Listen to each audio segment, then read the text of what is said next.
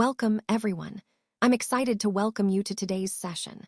We'll be exploring Mega Goal 2.1, focusing on Unit 3, Far and Away. This part of the course will delve into the form, meaning, and function of language. Over the next few slides, we'll look at how these elements work together to enhance communication.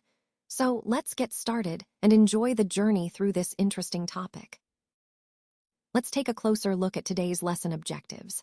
First, we want to make sure you can ask WH information questions correctly. These are questions like who, what, where, when, why, and how, and mastering them is essential for effective communication. Next, we'll explore how to talk about future plans using going to and will. These are common ways to express intentions or predictions about what's coming up. We'll also focus on when and how to use make in different contexts, which is an important verb to expand your vocabulary.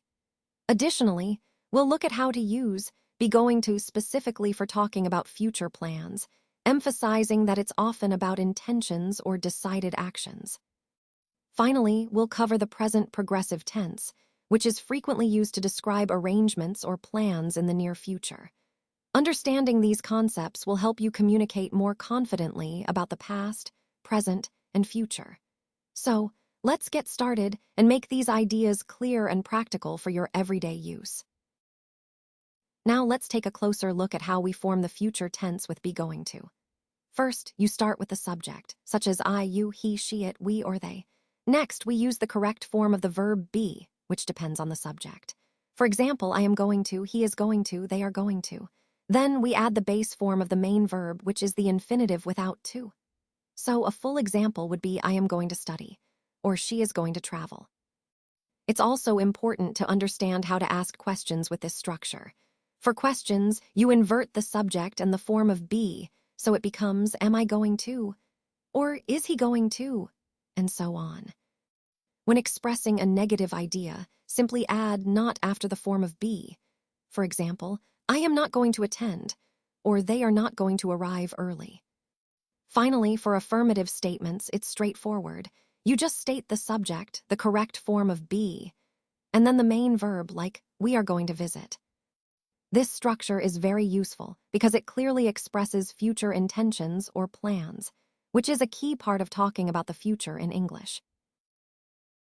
Let's take a closer look at information questions.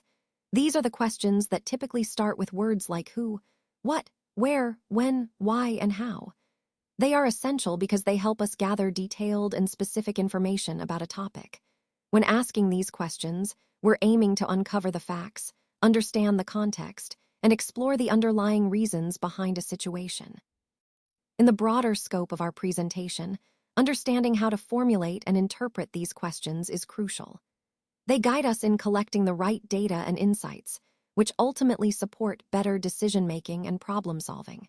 So, mastering the use of information questions is a fundamental skill that ties everything together, helping us approach complex issues with clarity and confidence.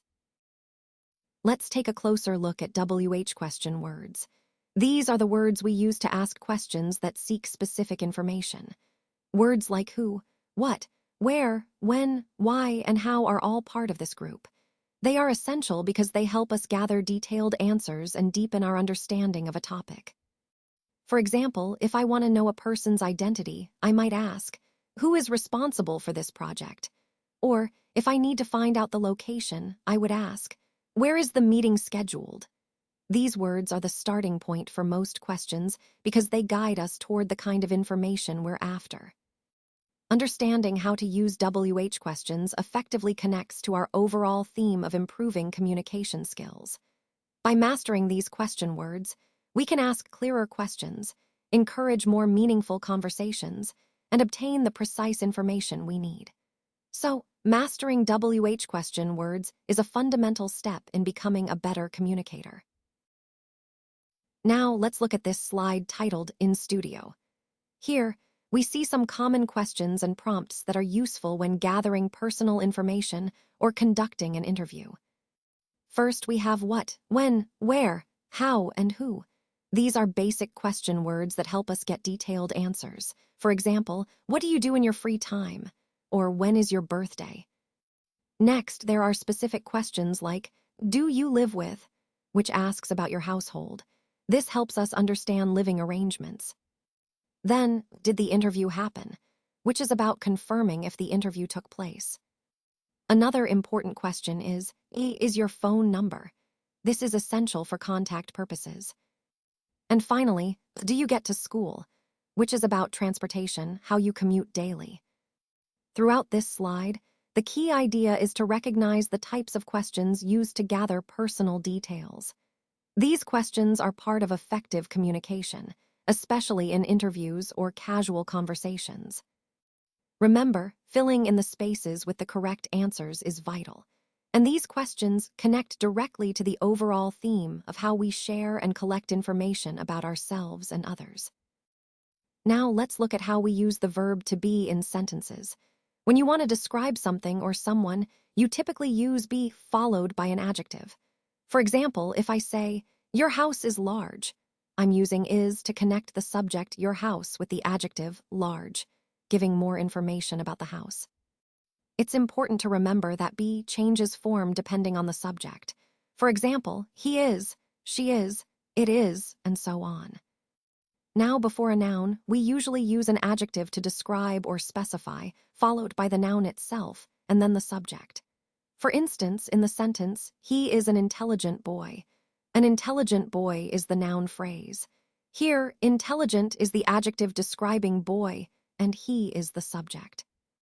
Understanding this structure helps you create clear and descriptive sentences.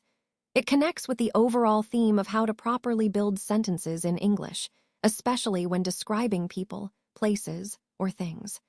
Keep this pattern in mind, and you'll be able to form more accurate and expressive sentences. Now, let's look at how we use adjectives and nouns together in sentences. In this slide, you'll see the words interesting and beautiful listed as adjectives, and city as the noun.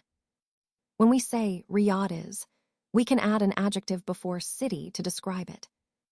For example, since interesting starts with a vowel sound, we use and before it, making it an interesting city.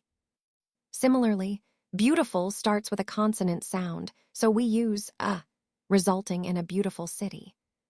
This is important because the choice of a or an depends on the sound that begins the adjective, not necessarily the letter. Understanding this helps us create clear and correct descriptions, which is essential when talking about different places or objects. So remember, an interesting city and a beautiful city are how we match adjectives with nouns properly in English. Now, let's look at some key adjectives that help us describe different types of environments. When we talk about a humid climate, we're referring to an area with a lot of moisture in the air, which often makes the atmosphere feel warmer and more oppressive. Moving on to local this adjective emphasizes something specific to a particular place or community, helping us understand the unique characteristics of a region. Next, we have tropical This describes regions near the equator that typically have warm temperatures year-round and a lot of rainfall, which supports lush, vibrant ecosystems. Then, there's fertile an important word when discussing land that is rich in nutrients and capable of supporting abundant plant growth, crucial for agriculture and sustaining local populations. We also see dense which refers to areas with thick vegetation or populations, such as dense forests or crowded cities. Understanding these adjectives helps us paint a clearer picture of different environments and their distinctive features, tying into the overall theme of how these characteristics shape the landscapes and communities we study. All right, let's take a closer look at the key questions we need to ask during any project or situation. First, we have D, which I interpret as details or the specific elements that make up the task. Next, A could stand for approach or the method we're going to use. Then, B might be the background or contextual information important to understand the full picture. Moving on, F could represent focus or the main goal we want to achieve. C is for criteria, or the standards we need to meet.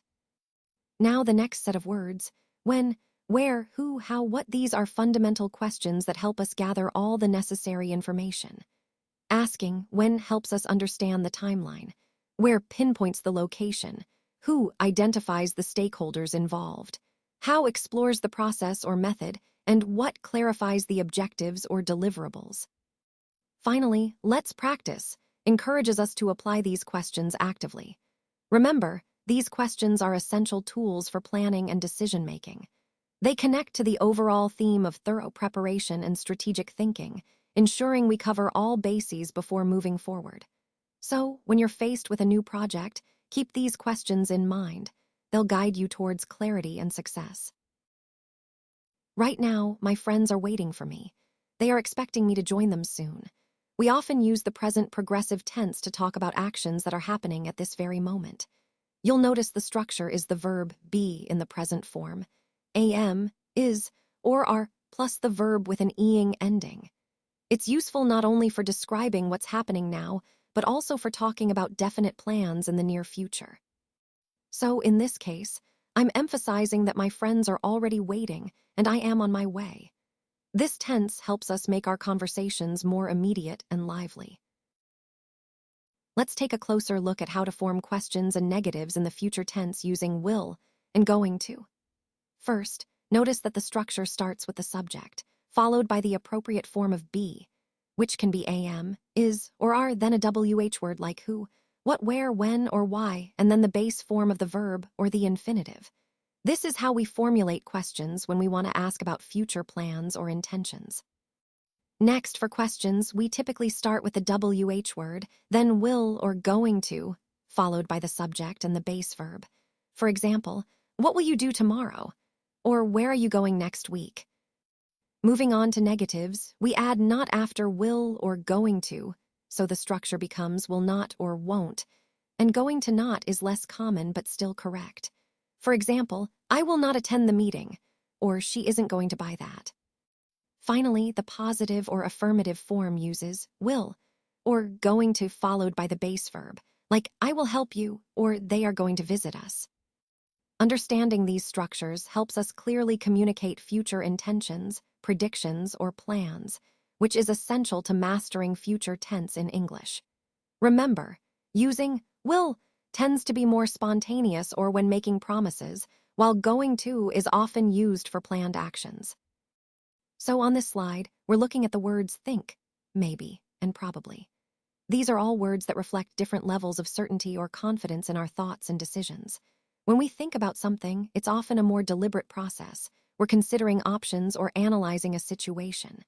Maybe introduces a bit of uncertainty, suggesting that something is possible but not certain, and probably indicates a higher likelihood, though we're still not 100% sure.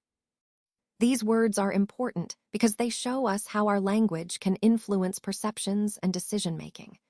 They also remind us to be mindful of how confident we sound, especially when communicating ideas or making recommendations. In the context of our overall theme, understanding these nuances helps us better gauge how people express doubt or certainty. It can improve our communication strategies, whether we're trying to persuade, inform, or collaborate.